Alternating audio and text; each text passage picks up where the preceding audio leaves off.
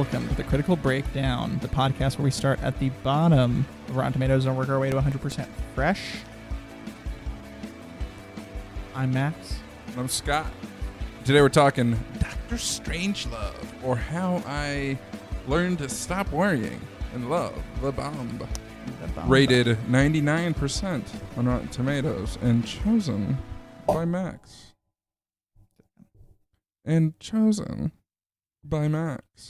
It's true. I chose it. Yeah. I chose it because it is a very famous and beloved and historic satire black comedy. Yeah. And it's Stanley Kubrick. Old Kubi. And we touched on a Kubi before. The Shining. The Shining. Very similar. Pretty much, if we're touching on a Kubi, it's like a famous film. So, yeah. Yeah. Does he have any not famous films? Is there any hidden gems? He has people don't know about that people like the standard man, walking down the street might not know about. I like that. The standard man. Yeah. Joe Casual. So nice to meet So me. Joey Cash maybe has never seen Barry Lyndon. Joey Cash is not the standard man. But Joey He's Cash. too cool. Not Cash. It's so Joey close. Cash is too cool. It's so close to Joey Cash. It's true. Well, it's 2019, Max. We made it. We made it. It was tough. Yeah, it was tough sledding. Got a little hairy there for a minute. Oh, in what way? I was very hairy. Oh. No, not really. Well, that's actually a good segue into one of my what I've been watching. Well, what is that you've been watching? I've been watching a lot, and so I'm trimming my list to just the most interesting 2018 releases. I've been the Scoots Academy is convening and deciding its nominees right now, so I've been doing a lot of my finishing out 2018. Tallying. I saw Aquaman. One could argue that Jason Momoa is also very hairy.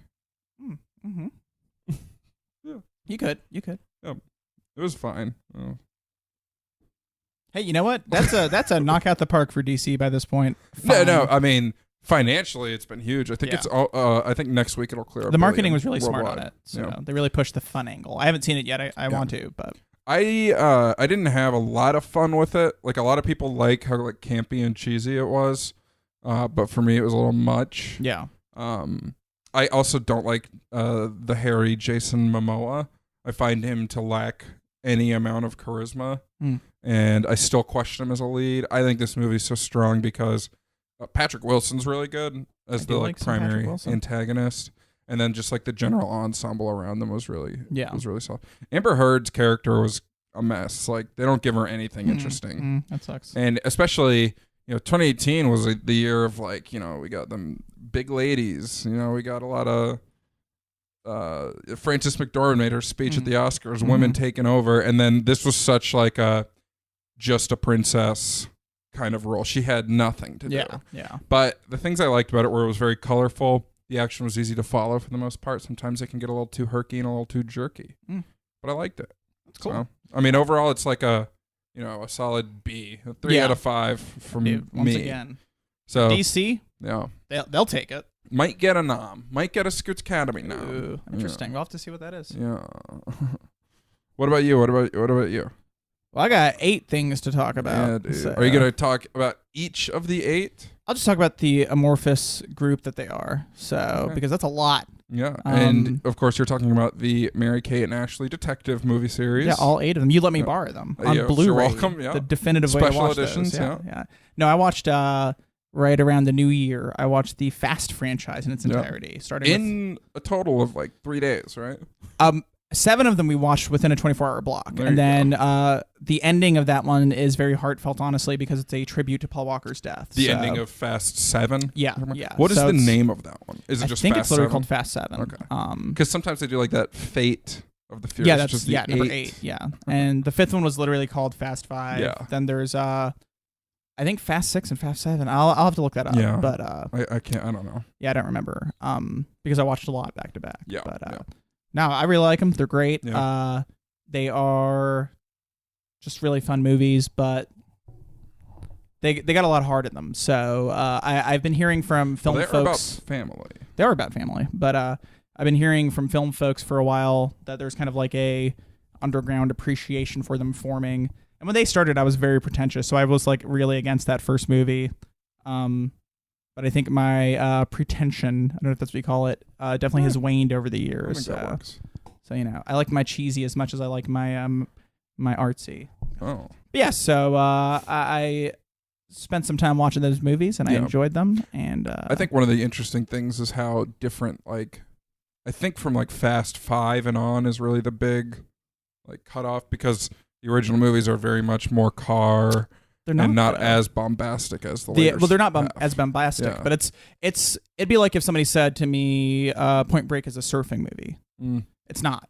I've seen the first Fast and Furious, which is either Fast and the Furious or the Fast and the Furious. Because then there was the articles are in there. Yeah, but then there was another one. Furious, see, that always confused me. But I've seen that one way back in the day, and same with Tokyo Drift, and I did not care for either of them. And that's fine. But no, and I was 12, so I knew what I was talking about. Yeah, you're more of an Eagle Eye guy. So yeah, that's right. The Fast and the Furious is a undercover cop story. So the original one, yeah.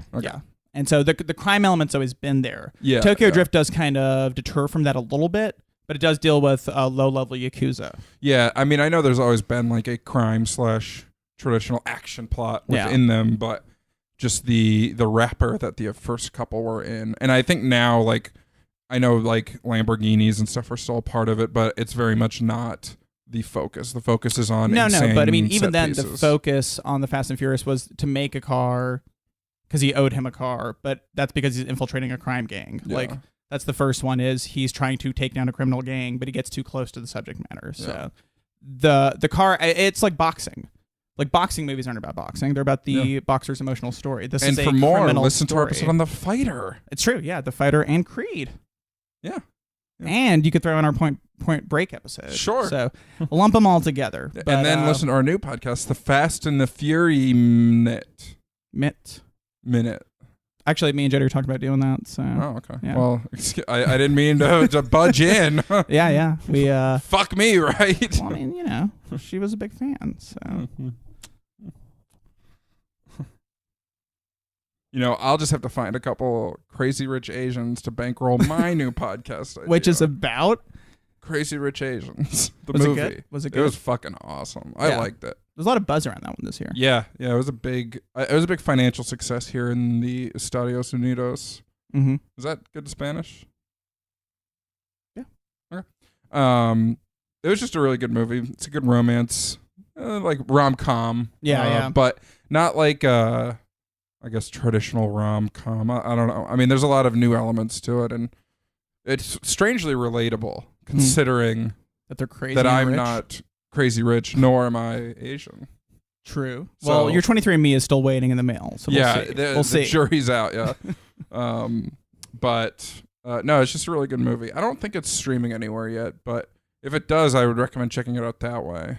What I remember reading on that one was Netflix offered to buy the movie like right out, and they, the producing team and the talents kind of got together and were like, no, we want this to be in theaters because there's the whole stigma against Asian-led film in American theaters, and they hedged their bets and went for it. I think that's really cool, and the fact that they were successful here in the States is really cool. Yeah, and there's like 9 production companies involved that were like bankrolled it, and it didn't have like a small budget per se. I mean, it definitely made money, but it still had like a $50 million budget or something like that. So, but that was good. It's worth checking out.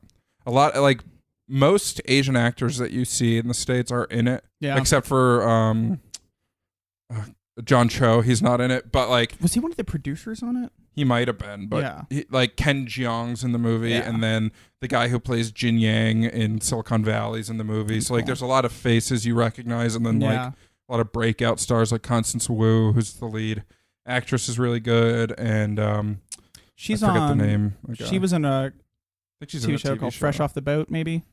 Yeah, maybe. It's based off a book. I know. I looked at her filmography, and I didn't see anything else I really recognized. And then the lead actor, he was also in A Simple Favor, and I don't remember his name off the top of my head, but he was really good. That's cool. And like Michelle Yeoh's in it. Yeah. So a lot of recognizable faces still, but it's just kind of a good fish out of water. Did you rent that one? No, a friend gave me the Blu-ray. Oh, that's cool. Yeah, nice. So I have it on Blu-ray if you'd like to. I want to borrow it. Yeah. So. And then I saw a couple in theaters very recently. Ooh. Yeah. You know, going to the theaters, my biggest vice is the movie theater popcorn. And when I went and saw Vice, I couldn't help myself but get a tub of that buttery delight. Yeah. But really... You were there for the popcorn? Yeah. That's the vibe I'm getting. I didn't actually see Vice. Oh. I just bought the ticket so I could get the popcorn. Yeah. Do you think there's any world where I could go to a movie theater, go up to the ticket thing and be like, I don't want to see a movie, I just want to buy the popcorn? Because for them, that's how they make their money. In theory, that's more, that they'd be more interested in that, right? I mean... Because you always have to get your ticket like checked before you get to that point. Yeah. Well... Certain theaters at matinee times you could go up and do it, but during a busy Friday, that'd be tough. But I mean, like I just walk up, like let's role play it real quick. Yeah, you're the ticket taker. Do I have a D20 around? No, I didn't see one. I was gonna have you roll charisma check. Yeah, you're the ticket taker. Okay, so let's role play it. Okay, I walk up. With me holding my hand out, I'm silent. Okay, yeah. No, I actually don't have a ticket. I just really wanted some popcorn. I'll have to ask my manager. Okay. Let me get these people first. Hold on. Yep. So I got a couple people. Yeah, but you got to say like theater 12 on your left. You know? Yeah. Theater 8 on your right. You know? All right, so you covered that. So I'll be like, sir, stop telling them where to go. Okay. I'm just saying you could be a little more vocal. Yeah. Give me a second. Yep. And I pull up my radio and I whisper. I'm like, hey, you can't hear me. Okay. And then since he's been standing there doing my job, I'm kind of annoyed with you. So I'm just like, just wait back there. Okay. Over here? Yeah, over there. Okay, so I go by the customer service desk. Is it behind the line? We didn't decide. Yeah, so like the ticket booth is on the outside, okay. and then they come in the sides and all feed to so the taker. So are you at the box office, or are you at the taker? No, I'm at like, so then just on the inside, like there's the taker, and then there's the customer service desk where you could get a gift card or sign up for your Regal Crown Club card. Oh, and by the way, I have a Regal Crown Club card. Okay. I don't know if that makes a difference. Stop yelling. Okay. You're really far now. Yeah, no. So. That's fine. So the manager comes out. Yep. And I'm not role playing the manager. So, okay. So you gotta do this. You gotta do both. I have to do both? Yeah. Okay. Hi, Damien called and said you got a weird request. Yeah, I don't think it's that weird. First off, Damien might have painted a different picture, but I really wanted some movie theater popcorn. I'm on my way to a friend's house where he has the DVD box set of Quantum Leap, and we're gonna watch that. And I was like, I really want to watch. I really want popcorn. You know, that good buttery popcorn. I know that's how you guys make your money. Yeah, so that's just a little irregular, and to get past this point, you really need a ticket, unless there's an employee with you. I'm like, well, you could stand with me. Sir, I'm the manager, and this is a little strange. We're going to have to ask you to either buy a ticket or you're going to have to leave. I'm sorry. You can get popcorn at local Publix or Harris Teeter. Let me just say, I am a Regal Crown Club card-carrying member. Sir, that's a free membership. Everybody here is, so I'm going to have to ask you to leave. I'm going to the AMC. And then I would leave. But I wouldn't go to the AMC. This is actually a great segue. Ladies and gentlemen, this week's episode is brought to you by Orville Redenbacher's Movie Butter Popcorn. Yeah. Get that movie theater butter taste at home without a ticket. So. All right. And scene. But anyways, I saw Vice, and it wasn't very good. I've heard a lot of people disliking it. But then it was like kind of average on Rotten Tomatoes last time I looked. It's like a 60 or something.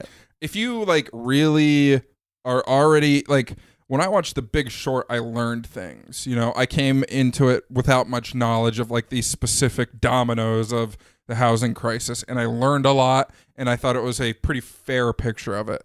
This movie, if you're looking to learn more about Dick Cheney, which I legitimately was because he's kind of a mystery. I didn't know anything about it. I was too young during the 2000 election, and I just knew he was the vice president. And this won't be a good movie for you, I think, because they just exaggerate to levels that are insane. Even if you are like very left-wing and you think Dick Cheney is the devil, this movie even still exaggerates. Like at one point they blame like the current California forest fires on Dick Cheney and the opioid crisis on Dick Cheney. And it's like maybe pieces, and they don't go into how those things could be, but they're like, see what happens when you have like Dick Cheney like at the end, and it shows like the forest fires and like opioids and stuff like that. It's just like, I don't know, it takes a lot of the cut out of it, because it just feels like at that point it feels very like unfair and unrealistic, and it's very strange. And there's this really weird narrative device they're using where Jesse Plemons is narrating it. And throughout, they'll cut to him just like at his house watching SpongeBob with his family. And be like, and I'm just a regular guy. This. And then they start talking about the war in Iraq. And they show him like he's still narrating, but he's filming from like a phone. And he's a soldier and stuff. And then at the end of the movie, he gets hit by a car. And then he is the heart donor that Chaney got the heart because Chaney had like 5 heart attacks or whatever. His ticker wasn't ticking right. And so Jesse Plemons, the narrator, was also the guy who got hit by the car. And it was weird. And then there's a really shitty after the credits scene where it's like a focus group that they did like a 2-minute scene in earlier. And it's these guys fighting about, I forget the specifics. It was so off-putting though. It was like a super conservative guy talking about Chaney and like calling this super liberal guy like a snowflake and like all the stuff you see today. And then the people watching those two people fighting, there was like a girl and she was like, I heard there was a new Fast and Furious movie coming out. I hope I'll get it. And stuff like that. And the implication there is that like the American people are too stupid to understand what was going on. And it was just off, like it was so off-putting. Yeah. And what sucks is like Christian Bale's awesome in the movie. Yeah. Amy Adams is awesome in the movie.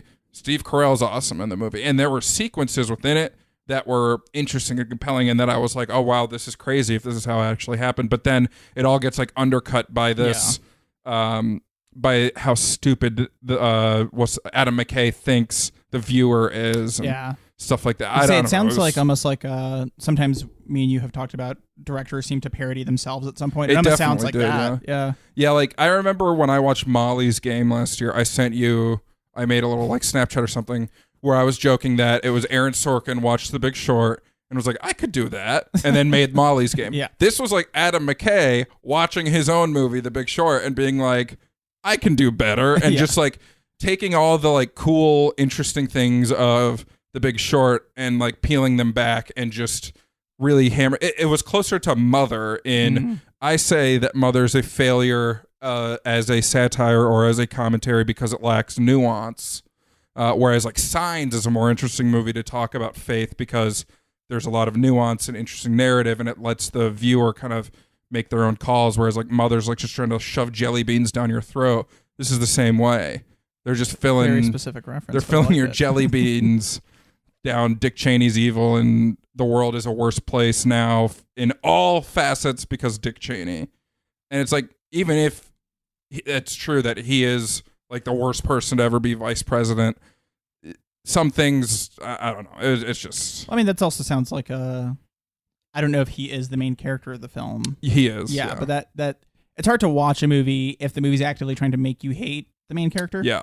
And without even seeing it, I mean, that's just off-putting to me, where I'm not that interested if I It's hard to get any buy-in. Yeah. And I mean, it would also be equally kind of weird to make it where he's a like valiant hero who saved the world. Yeah. And nobody would buy into that, I think. Yeah.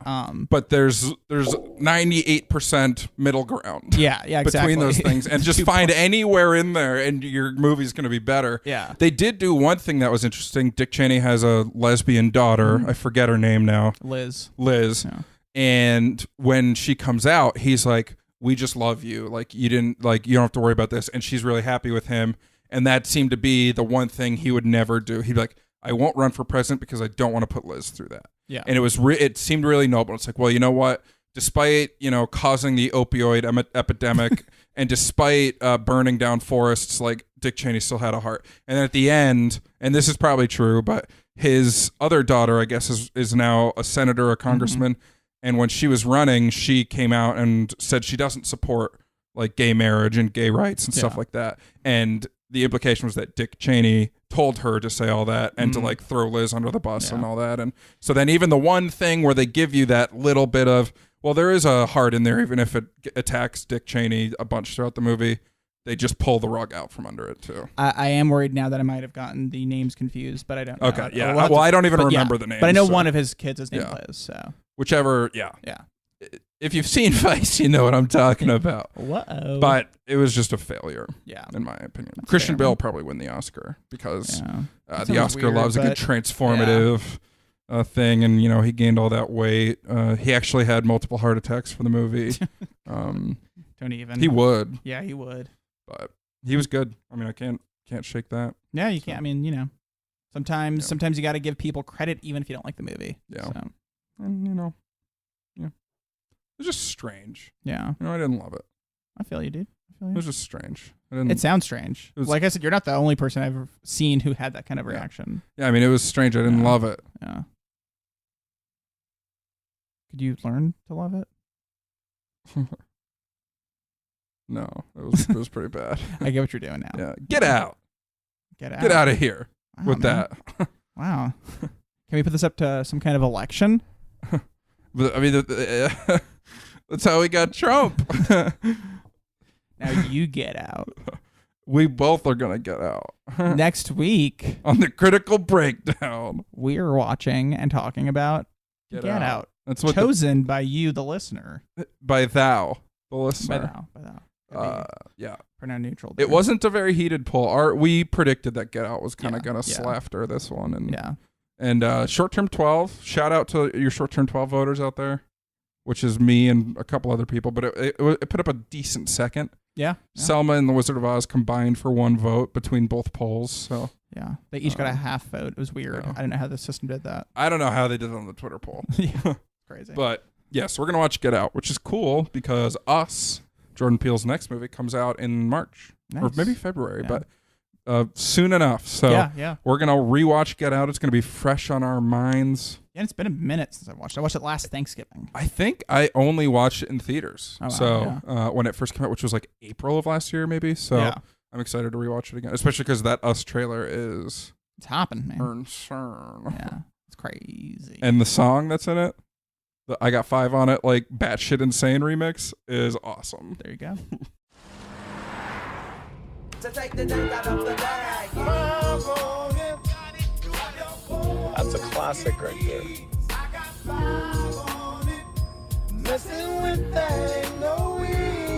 What does I Got Five on It mean? But anyways, we're talking Dr. Strangelove, or How I Learned to Stop Worrying and Love the Bomb. Boom. Yeah. 1965. Set in 1963. Correct. Is that true? Yeah, but it's actually IMDb says it's 1964. You know what it is I was looking at the Academy Award winners for 1965, that makes sense, which honored 1964 in film. Yep. That is my mistake. Please edit the episode so that I don't look like an idiot. But then we want to have this explanation. How dare you? Made in. Say again? Like the film was made in 19. Do the whole thing. We don't say the year. 1965. There we go. Just in case. I still said the wrong year. All right. Well, am I going to put the correction in there now? I want the here, I'll give you a clean 1964 and you can just edit it in, okay? No, ready? Good. We're good. 1964. That'd be weird. I like it though. Yeah, Anyways. so this movie stars Peter Sellers. Yeah. And Peter Sellers. Yeah, and also in a supporting role, Peter Sellers. It's true. Stanley Kubrick joked that he got 3 actors for the price of 6. Just a great joke. Because Peter Sellers, his salary for the movie was $1 million. The budget for the movie was $1.8 million. So yeah, it is a good joke because Peter Sellers carries the movie, and he does play 3 roles. And he was originally cast as 4 characters. Oh, who was the 4th? He was going to play General Kong, I think that's his name, the pilot of the ship. Oh, really? Or King. Oh, King Guano.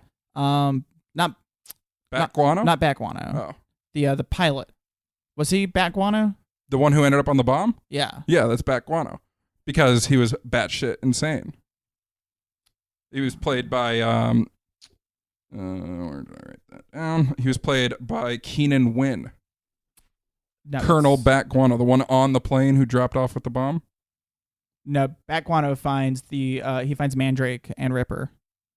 Bat Guano. I didn't think that was the Slim case. Pickens plays Major King Kong, the B-52 bomber's commander and pilot. It's the guy by Slim Pickens. Oh. The dude who takes Mandrake to the phone booth is Bat Guano. Really? Yeah.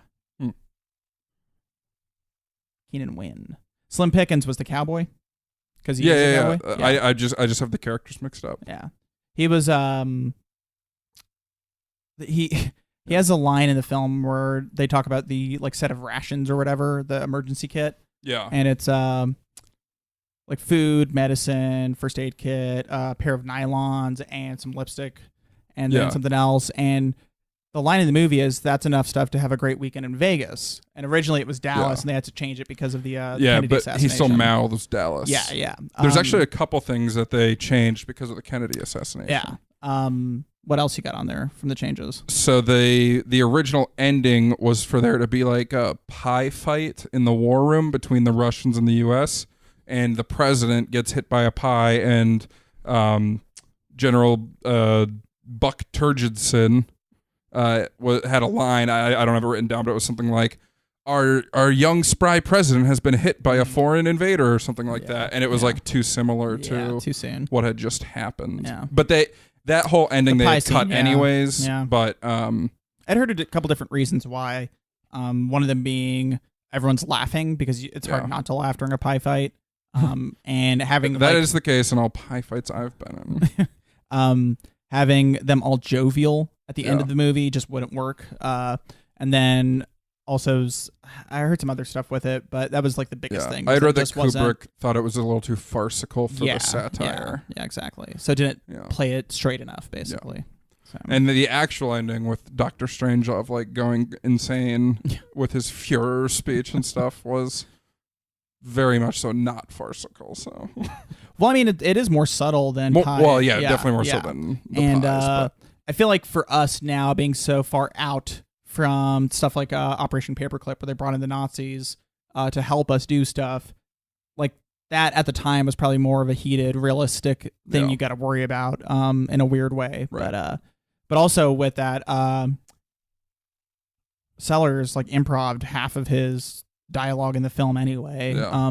So I think a lot of the Nazi stuff he just pushed out there. So but what I was gonna say was Sellers was originally cast as Major King Kong as well, and was gonna play the pilot, but then he was just too overworked. Basically, he was like he couldn't commit to doing that, and from all the other characters he had them covered, and he was just like, that's not gonna work. So and that makes sense because there's not three plots, but there's like three separate settings for the movie. There's the war room with the president and all the generals, and he plays both the president and Dr. Strangelove in that scene. Then there is the military base where Ripper went insane. General Ripper launched or ordered all of the planes to go bomb Russia, then shut down all the communications and stuff like that. He plays like General Mandrake there, who's like a Royal Air Force or Royal Air Corps soldier who's stationed there, and he is carrying that section too. And then there's the separate scene in the plane where you have this one group that works one of the B-52s, and to have him in that scene too, I can see it being too much. Because it's just a lot.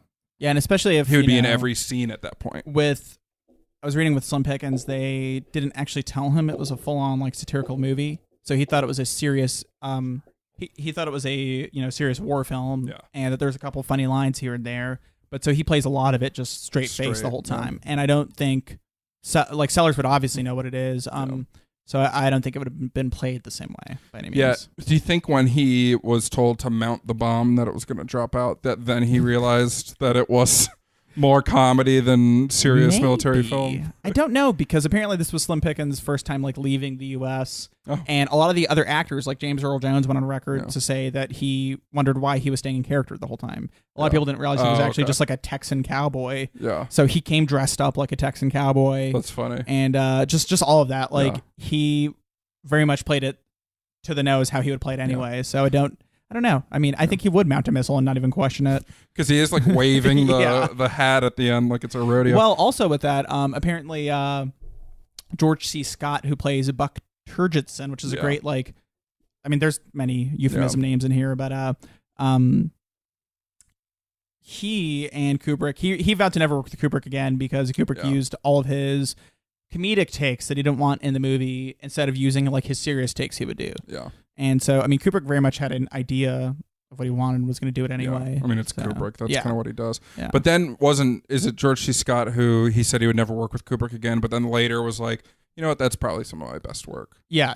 Oh, for sure. And I mean, Kubrick, while he was mad at him afterwards, he went on to say that Kubrick was one of the best chess players he ever played because whenever they got into a fight, they would work things out with chess, and apparently Kubrick was really Bobby good. Fischer style. Yeah, old school right there. Apparently also Peter Sellers was also not a fan of like Kubrick's kind of meticulous nature, multiple takes. And Peter Sellers was always like, I don't know why we're doing multiple takes. We got it right. But Kubrick would think that he would only get funnier upon multiple takes. Yeah. And so I can see like the irritation of having to do it again, maybe building to more craziness. I'm sure. Yeah. Because, I mean, I've heard that from multiple of his films where he'll make somebody... Apparently, he made like Tom Cruise feel like one word didn't exist anymore because he made him say it 100 times while working on Eyes Wide Shut or something like that. I might be getting that story wrong, but that you hear word, stories like by that. the way, was Oliphant. Yeah. And that's why we pronounce them elephant now. Change in the 90s. Because Kubrick worked it out of the vocabulary with Tom Cruise. Yeah. True fact. True fact. 2019, hashtag true fact. You did mention James Earl Jones. Yeah. This was his first film. Premiere film. Yeah. He played Lieutenant Lothar Zog. Yeah. It's a good great name. name. Yeah, I'm writing that down for D&D. It is a very minor role, though. Like, if it wasn't James Earl Jones, it'd be a completely unmemorable character. If he wasn't an icon now, you'd be like, that guy has a deep voice. Yeah. You'd be like, they should consider him for the Lion King reboot. Yeah. Come on, guys. Luckily, they did anyways. Yeah. Who's he playing? I mean, he's playing one of the hyenas, right? Yeah. He's playing Zazu. Is that the parrot? Yeah, that is. Cool. That'll be really fun. Yeah. No, we have to... No more fake news. He is playing Mufasa. All right. No more fake news 2019. No, I just meant for this episode. Okay. Not for the whole year. Okay. I can't keep that fake up. news will be back next week, guys. Next week. This made $9.4 million. That's 1964 money, too. Yeah. So, how'd it do? Obviously, that was way above the budget. Yeah, 1.8 mil on that booty. And that is 1964 budget. It's true. Do you have any other financial data on it for me, sir? No, there's not any. For movies that old, they don't have like that kind of box office returns. I don't know if like with inflation, if it was like $1 billion or something. I mean, we could calculate the inflation if you want. I don't want to. Okay. I don't want to. Yeah. You can. No. So speaking of names, I really liked the president's name in this movie. Was it Manly? Merkin Muffley. Merkin Muffley. Which is just a vagina joke, basically. Yeah, Merkin, isn't that what you cover a vagina with? It's a pubic wig, a merkin. A pubic wig. You know, my boss calls me a pubic wig sometimes. He calls you a real merkin? Yeah, no, he calls me a pubic wig. Oh, okay, that's funny. Yeah. He says you're less valuable than a pubic wig on a porn set. I'm just kidding. My boss is very nice. Damn. I hope he doesn't listen. I know he doesn't listen. Yeah. Now this is out there. That's good. Delete the episode. Cut over that with my saying 1964. Okay, I will. I will do that. My 1964 calls me a pubic wig.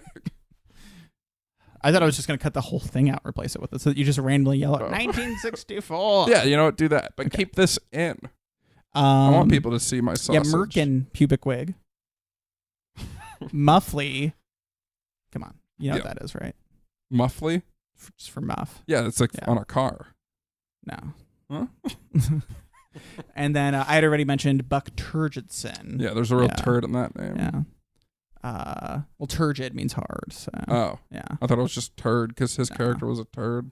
Well, he's a real boner too, but he's very My name's Boner Turgidson. He's very much a play on like the virile male general with a mistress at first. Yeah. And then he's like advocating. He's the one pushing, like, let's attack now. Let's do this. He's the one who's like, you know what? Maybe it's not such a bad thing. Yeah, like this looks bad, but maybe we should do even more. Yeah.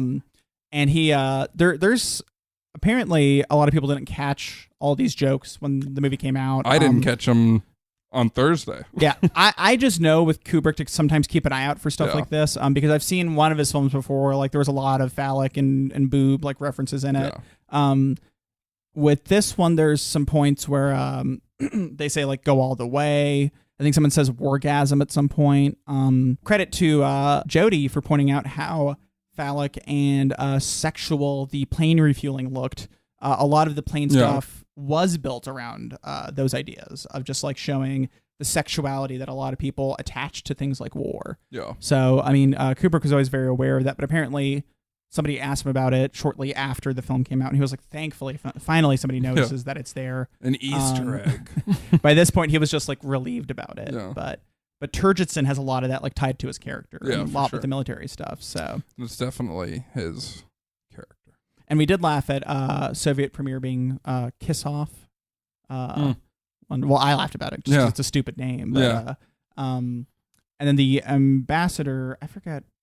I took a lot of this at face value. Yeah. I didn't think like Turgidson being like a dick thing. Well, it's just like I said, I know going in that, Yeah. you know, he. Yeah, this he was does my first time so. seeing it. I mean, I had seen this when I was 15, so I probably didn't even capture like half of what the story's actually about, just in general, with like history tied to it. But no, I mean, obviously, Strangelove is just like a interesting name there. Yeah. But Strangelove, That's whatever, Doctor. You know, yeah, Strangelove. Doctor Strangelove. Yeah, like I didn't find the movie that funny, and I definitely missed a lot of this like dick humor throughout and like sexual jokes. There were small moments throughout that I thought were really funny, like when the U.S. has to invade their own like military base, and they're fighting outside a billboard that just says "Peace is our profession," and they're like launching they're launching like missiles at each other. I thought that was very on the nose and very funny. But the funniest moment for me is when General Ripper and Mandrake were like holed up, and he was like firing a machine gun and stuff, and they were talking, and then Ripper kills himself. He had gone insane, and you had commented that it's a lot like our like current Facebook, where he was like just being like the Russians want our bodily fluids, and it was like very much like fake news, insanity. And Mandrake there was just like, oh yes, you're correct, sir, and stuff like that, just trying to like not die. Yeah. But then after that had happened and the soldiers got into the base, Mandrake had figured out the code that they need to like call the order off, and he had to use a payphone, and he didn't have enough change, so he told the soldier who was Bat Guano to shoot the Coca-Cola machine to get the change out of it. And just my favorite line was like, if we do this, you're going to have a problem with the Coca-Cola Corporation. It was really funny considering the gravity of the situation. That was my biggest laugh. That was a really funny line. Yeah. There's some other like famous lines people always quote from it. I know the big quote I usually hear from this film is there shall be no fighting in the war room. Yeah. And a lot of the humor bounces between like really subtle, like we said, like all these sexual innuendos that are there, and then some of it is dated, but it's not dated in a way like Young Frankenstein. Thankfully, it hasn't like aged poorly in that sense. Like Young Frankenstein just has some jokes on things that I don't know aren't that funny these days. Exactly. And with this one, it's more like I think this movie's hilarious, but I think some of the nuance to an extent is lost considering how far removed we are from like the Cold War and from like nuclear scares. Yeah, I mean, I think like it's very absurdist in that sense, where they're presenting you a very scary idea, which for us, I mean, for more and more people, this might not be such a worry. Yeah, but like the core plot is that a order to bomb Russia has been sent, or the Soviet Union has been sent, and we can't communicate with the bombers or the person who sent the order, and that feels very farcical today when I could communicate with someone in Russia right now in 5 seconds. Well, yeah, but so, they do show how it gets shut down. No. Yeah, I mean, I get in the movie how it was an issue, but watching it today, you just have to like kind of, it's a challenge at times for me to put myself in the mindset that yes, there would be no fail-safe necessarily for these things, and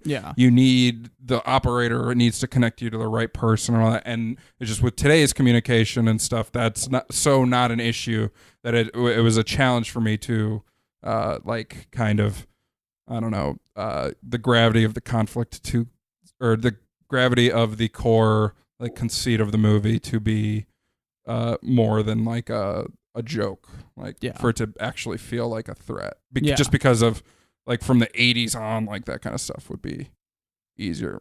I don't know. I think I rambled a bit, but I know what I'm trying to say, and that's enough for me. Yeah, that counts. But no, I mean the Cold War hysteria. Mm-hmm. I mean that did last like quite a bit of time, so it's.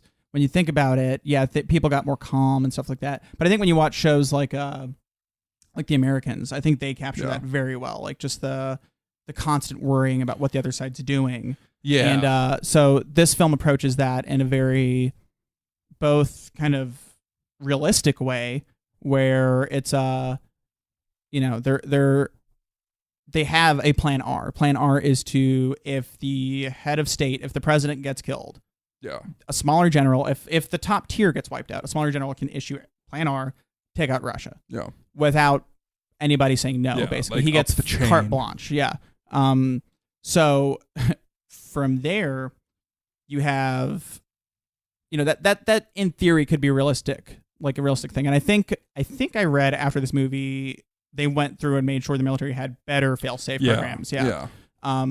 Which is funny that it could influence it. But then it leads, basically the whole core conflict leads to one of my favorite lines in it, basically, or my favorite exchanges, which is when the Soviet ambassador, I think it is. Yeah, that was in the war room with them. Yeah. Where he starts kind of talking about how they have a doomsday deterrence device where it's, 100 megaton bomb that'll go off covered in like cobalt something. It was multiple bombs. Yeah. And they're embedded in the ground, basically, where if the Soviet Union gets a nuke, they'll just all go off and it kills everyone. Yeah.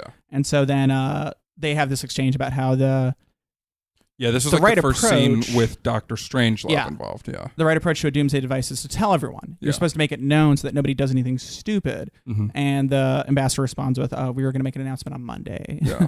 Like, it's just so silly and farcical in a way. Yeah, it's like it's a very like tangible implementation of the idea of mutually assured destruction, which is just the theory that if nobody launches a bomb, because if somebody launches a bomb, everything's going up because there's so many nukes out there, and everybody would just get bombed. And so the reason the Cold War was cold was because of this idea of mutually. So the doomsday device is like a physical interpretation of that. Yeah.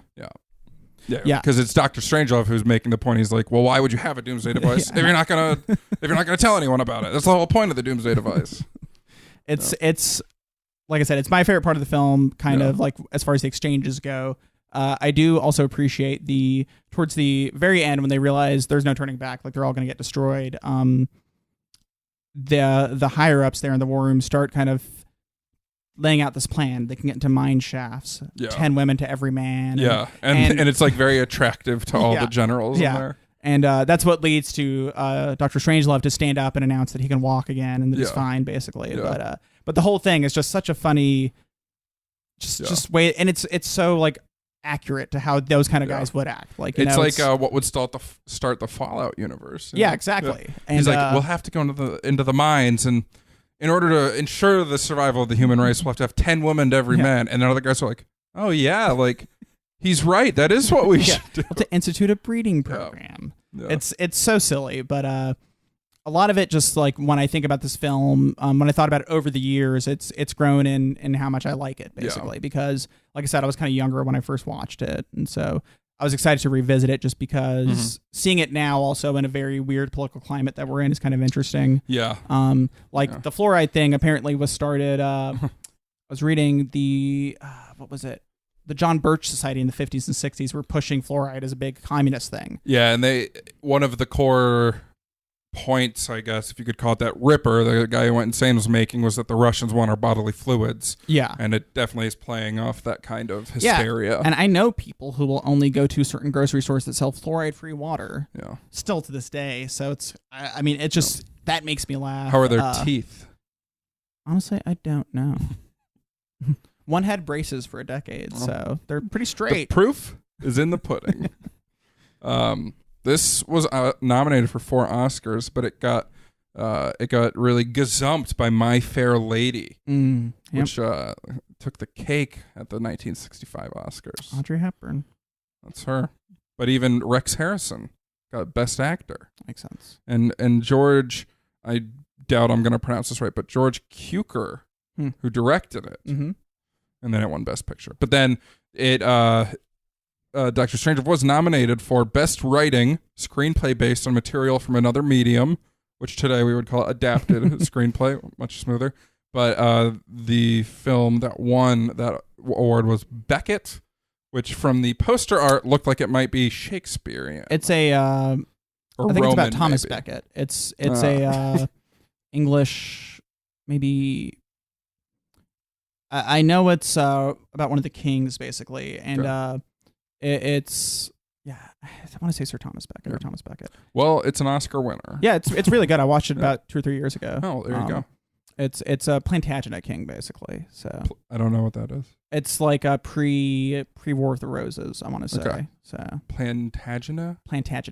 It was a family. They were like the ruling family. Yeah. Yeah, I don't have that history bone. You know, It's fair, man. Yeah. I love my history. This was in 2000, the AFI, to celebrate 100 years of film, or maybe 100 years of the AFI existing. I'm not sure which it was, but they produced a bunch of lists of like 100 years, 100 tears, which I don't think was one of them, but one of them was 100 years, 100 laughs, which was their list of the top 100 comedies as of the year 2000, and Dr. Strangelove clocked in at number 3. Nice. And number 1 and 2 were, I believe, Some Like It Hot and Tootsie. But 5 other movies we watched were on that list. I want to see if old MaxiPad can name them. I'm sorry, I didn't want to call you MaxiPad. Yeah, well, I rolled right off the list. So,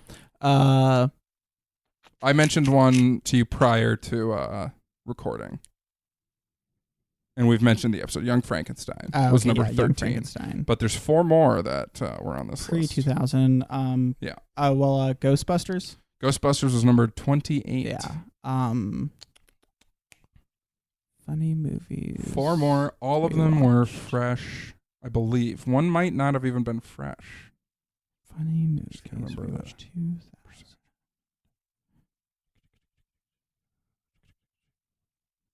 Give me a moment here. Yeah. Problem is, I'm thinking AFI, so I'm thinking older. Yeah, no, these are not. These are like 80s and 90s movies. 80s and Twins. No. Damn. God. It deserves it, though. Yeah. How about a Rob Reiner movie? Oh, yeah. When Harry Met Sally. Yep, that was number 23. And then... Let me think for a second. You have a brother-led movie and a gender bender.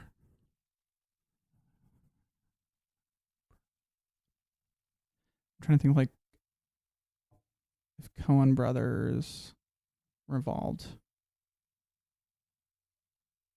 And so Fargo? Fargo is number 93. Okay. For some reason, I started thinking we watched Raising Arizona instead of Fargo. No, Raising Arizona was a nom. Yeah. And Raising Arizona was also on the list. Okay, yeah. So that's where, yeah. And then Gender Bender would be Mrs. Doubtfire. Bingo, bango, bongo. Number 67. Yeah. So, hey, we picked some good ones. Yeah, dude. All of those except Young and Frankenstein, I enjoyed pretty well. I mean, When Harry Met Sally's aged, but it's still enjoyable movie to watch. I still think it's great. Yeah. Yeah, I think Young Frankenstein and Dr. Strangelove are probably my least favorite of those 6.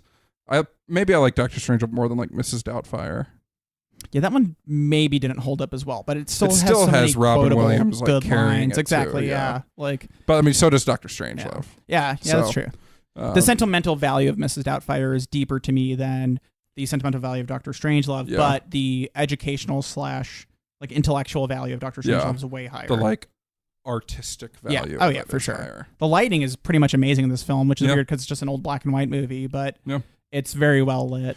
Yeah, the camera works really good too, because like sometimes with older films, it's just hard to tell what's going on, especially black and white films, and the lighting's part of that. But they always did a really good job of like driving your eyes to the right things. And the pacing's very good in this movie. It's pretty short and snappy. It is only 90 minutes. Yeah. The middle third, I would say, felt a little long. The issue is it's a talking movie. It's a bunch of people talking. Yeah, there's and not then like a physical couple war comedy scenes. to it. Yeah, exactly. So for all the funny stuff, it's all dialogue driven. Yeah, so there are moments where it feels long. Like there's a couple times where they're cutting from the war room where it's pretty much always a good comedic moment going on to the plane, which within the plane something might have happened, but it wasn't very interesting until like the very end. Like they got shot at, they're losing fuel. The auto bomb drop thing is broken. So I think in those parts that was a little dry. And then even at the base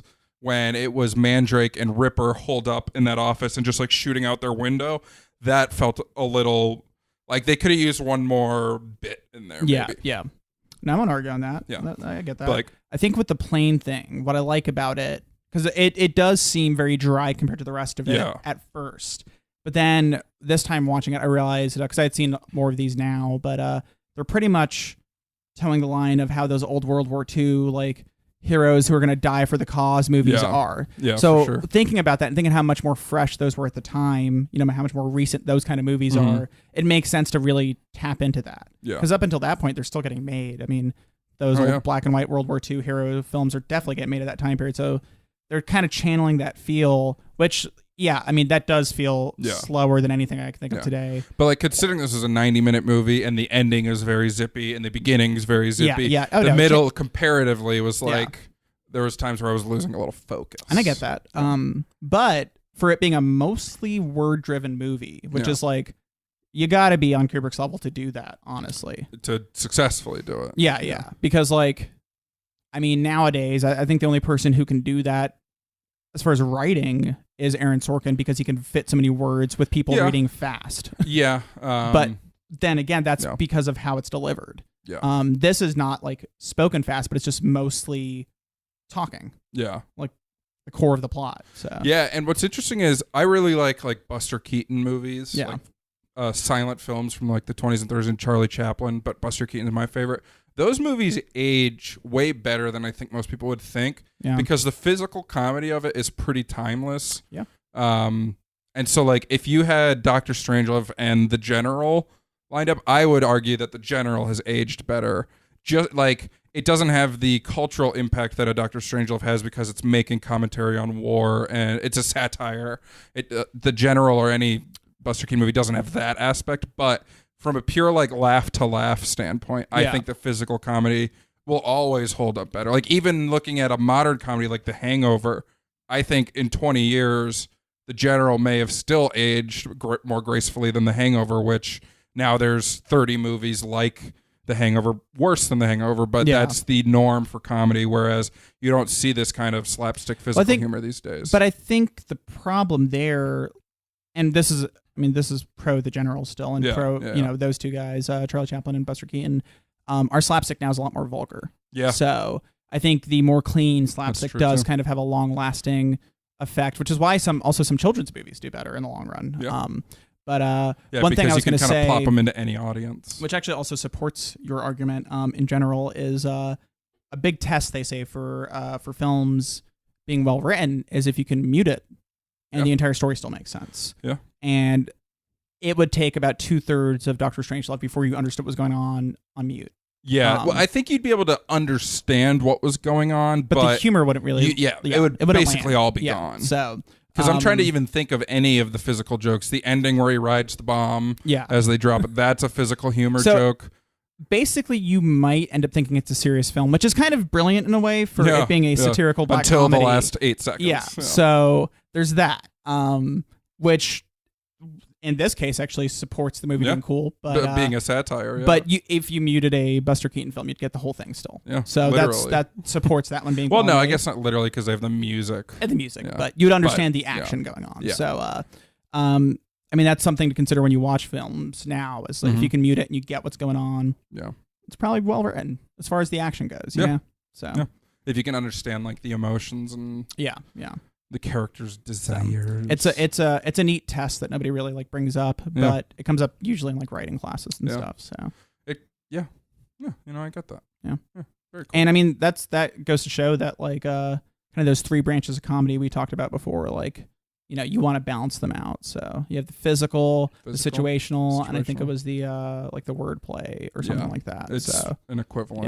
Yeah. Like So I mean, it's all in there basically. Yeah, so this one's heavier. Dr. Strangelove's heavier on the situational and the wordplay. Yeah. Very minimal physically. Yeah, exactly. But then like let's look at The Hangover, which for whatever reason we always bring up when we talk about a comedy. It was a big comedy. It's got all 3. You know. Yeah, it does. Yeah, like the physical's still a little less, and I think most modern comedies they're usually are a mostly little less physical. Yeah, mostly situational with the wordplay and stuff like that mixed in. What do you think the best of the past like 20 years that's purely a physical comedy? It's not purely, but like where that ratio of the 3, where that would be at least 50%. Like I'm trying to think of a good example. If anything's been that high on it.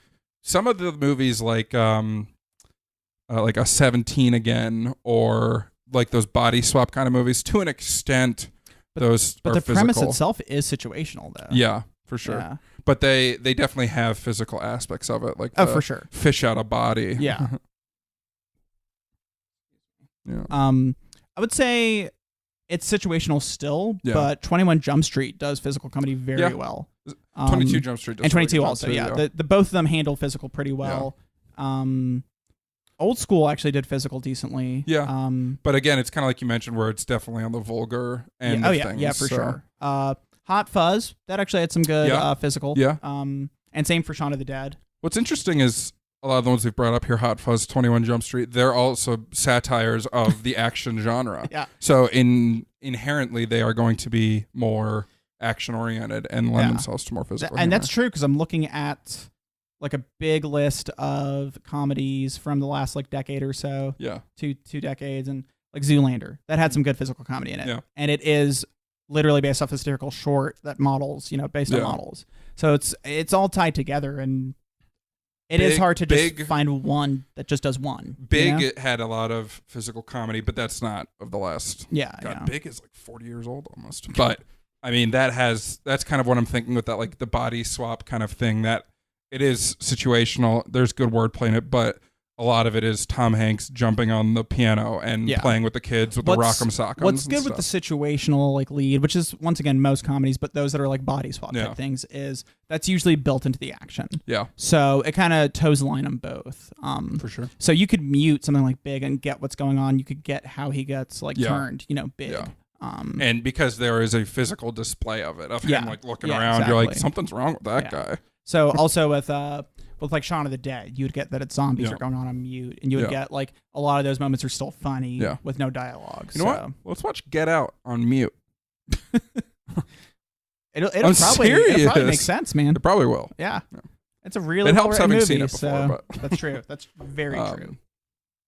But that would also be probably not good to watch maybe the first time on mute, guys. So you definitely want to make sure. Sound is a part of the audio visual. It is intended to be. Audio is part of audio visual. It's 5 out of 11 of those letters. People argue it, but it's true.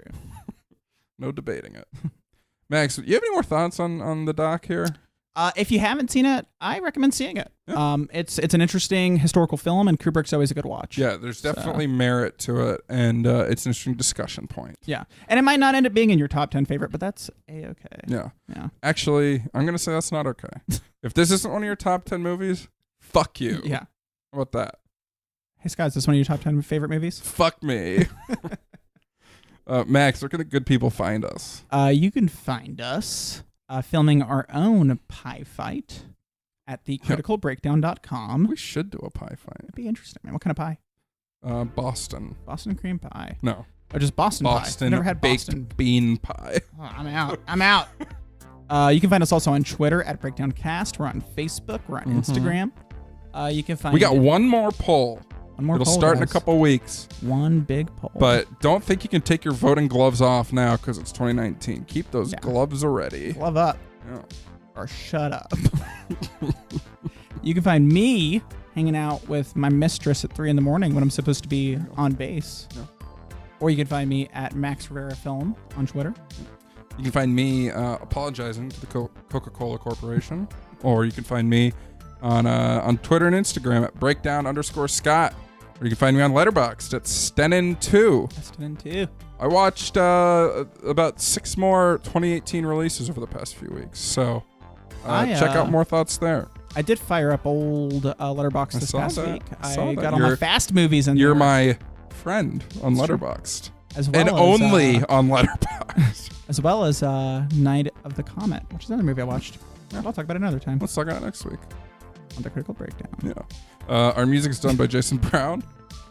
Our artwork's done by Josh Rivera. Walter, it's 2019, but he's still the podcast dog. Oh, yeah, he is. He's going strong. Podcast. Fresh haircut, too. Baby dog. Yeah. And we're the podcast boys. The podcast men. Oh. I know, you're right. We're boys. Yeah, we're just boys. We're boys. We're boys. All right, boys. Get out of here.